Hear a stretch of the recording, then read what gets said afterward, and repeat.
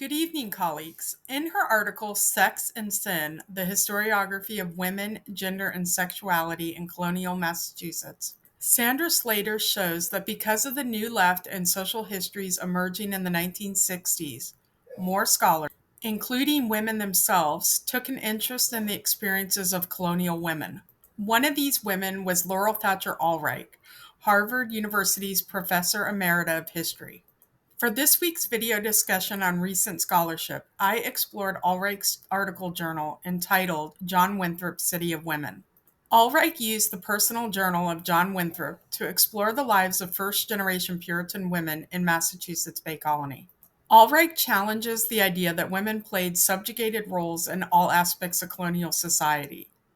She found that they were encouraged to be engaged in religious discourse, but not encouraged to take public roles. Those roles were exclusively for men, so many historians argue that Anne Hutchinson was put on trial more for acting within the masculine domain than for what she was preaching in her gatherings. Allwright concluded that Winthrop was concerned that religious dissent and sin would pervade society unless male and female responsibilities were established and controlled.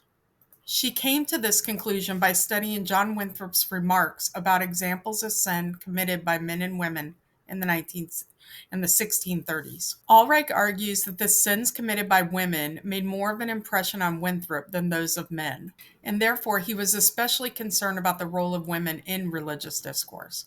Ulrich makes some valid points, but is limited in her analysis by focusing only on Winthrop's journal. Moreover, the significance she applies to the governor's remarks are suggestions, but may not be the only possible explanations. For example, Winthrop seemed especially bothered by the actions of two women, Dorothy Talby and Anne Het. Both women were accused of killing or attempting to kill their children, although Het was unsuccessful. Ulrich compares their stories to the stories that a man that Winthrop told was bothered by a sermon his minister gave him and thus refused to attend church services and later was found to have committed suicide. Ulrich makes the claim that through these stories, Winthrop was concerned about female rebelliousness because of the attention he gave their stories, and was more convinced of their sinful nature.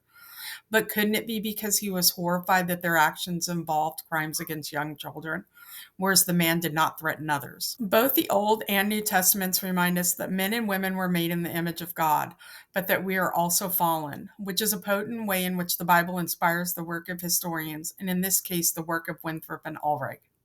Princeton University historian Elizabeth Rice delves into Winthrop's perceptions of women, reflecting early Massachusetts Puritan founders' gendered understanding of the soul.